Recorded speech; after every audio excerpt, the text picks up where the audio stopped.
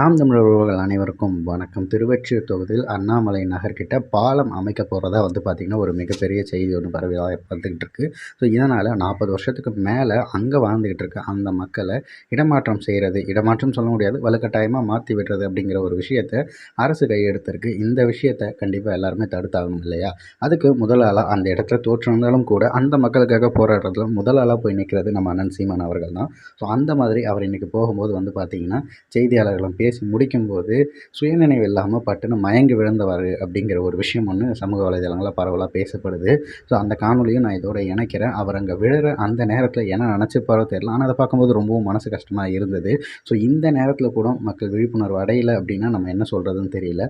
So இப்போது என்ன நடந்தது அப்படிங்கிறத நம்ம தெளிவாக பார்க்கலாம். முதல்ல பார்த்திங்கன்னா அந்த இடத்துல இருக்கிற ஒரு பிரச்சனை என்னென்னா, பாலம் கட்ட போகிறாங்க அப்படிங்கிற ஒரு விஷயத்த அவங்க முன்வைக்கிறாங்க. இதுக்காக பூர்வகுடி மாதிரி அங்கே 40 வருஷம் கிட்ட வாழ்ந்துகிட்டு இருக்க அந்த மக்களை அங்கேருந்து அனுப்ப பிளான் பண்ணுறாங்க. ஸோ இந்த விஷயத்துக்கு எதிராக பார்த்திங்கன்னா ஏற்கனவே அந்த இடத்துல நடக்கிற பல பிரச்சனைகளுக்கு எதிராக அண்ணன் குரல் கொடுத்துட்ருக்காரு.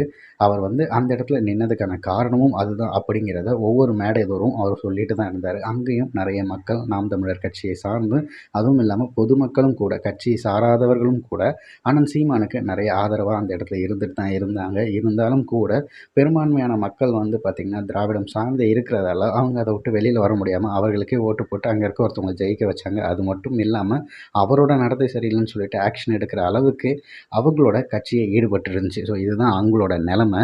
அந்த விஷயத்தை இப்போ தான் அந்த மக்கள் ஓரளவுக்காவது புரிஞ்சிருப்பாங்கன்னு நினைக்கிறேன். அதுக்கும் மேலே அவர்களுக்கு கிடச்சிருக்க இந்த மனுஷன் எப்படிப்பட்டவர் அப்படிங்கிறத புரிய வைக்கிறதுக்காக ஒரு விடயம் தான் இப்போ நடந்திருக்கு. எனக்கு தெரிஞ்சு இது அப்படியே சுமூகமாக நடந்தது. ஓரளவுக்கு சந்தோஷம். இருந்தாலும் கூட அண்ணன் மயங்குற அளவுக்கு ஒரு இடத்துல நின்று அவரால் முடியலைங்கிற அளவுக்கு மயங்கி விடுற அளவுக்கும் மக்களுக்கு ஒரு பிரச்சனைங்கிறது இறங்கி வராருன்னு இப்போயாவது உண்மையாக யார் நேசிக்கிறா, யார் மக்களுக்காக நிற்கிறாங்கங்கிறத தயவு செஞ்சு எல்லோரும் புரிஞ்சுக்கணும் அப்படின்னு நான் நினைக்கிறேன்.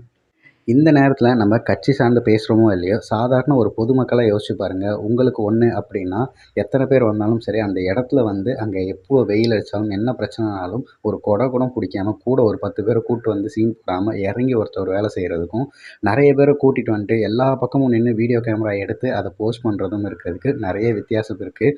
உண்மையாக மக்களுக்கு களப்பணியில் இறங்குற தலைவருக்கும் களப்பணி செய்கிறோமோ இல்லையோ எல்லாரையும் தனியாக கூப்பிட்டுட்டு ஃபோட்டோ எடுத்து எல்லா நியூஸ் பேப்பர்லையும் ஹெட்லைனில் போடுற தலைவனுக்கும் இருக்க வித்தியாசத்தை இப்போயாவது மக்கள் புரிஞ்சுக்கணும் அப்படின்னு நான் நினைக்கிறேன்.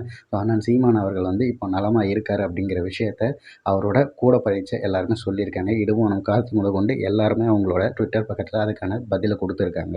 ஸோ நலமுடன் அண்ணன் படுத்துட்ருக்காரு அப்படிங்கிற விஷயத்த சொல்கிறாங்க. ஸோ அவர் தெளிவாக தான் இருக்காருங்கிறாங்க. ஸோ முடிஞ்ச அளவுக்கு யாரும் இதுக்காக பயப்படுறது வேண்டாம் அப்படின்னு நான் நினைக்கிறேன். ஆனால் எப்படிப்பட்ட ஒருத்தவர் நமக்கு அண்ணனாகவோ தலைவனாகவோ வந்திருக்காரு அப்படிங்கிற விஷயத்த நினச்சி தயவு செஞ்சு பெருமைப்படுங்க. இதுக்காக மனம் வருத்துறது அப்படிங்கிறது வேணாம். இருந்தாலும் ஒரு சின்ன ரெக்வெஸ்ட்டாக இது நாம் தமிழர் சார்ந்து யாராவது பார்த்துட்டு இருந்தாங்கன்னா அவங்க அண்ணனோட உடல் நலத்தில் கவனம் செலுத்தணும் அப்படிங்கிறது ரொம்ப முக்கியமாக நம்ம பார்க்கப்படுற விஷயமா இருக்குது. கடைசி நம்பிக்கையை ஒருத்தவரை நம்பி இருக்கும்போது அவருக்கு சின்னதாக ஏதாவது உடல் சோர்வு ஏற்படும் போது அதை பார்க்கறதுக்கு ரொம்ப மன வருத்தமாக இருக்குது அப்படிங்கிறது தான் இதில் நான் பதிவு பண்ணிக்க விரும்புகிறேன்.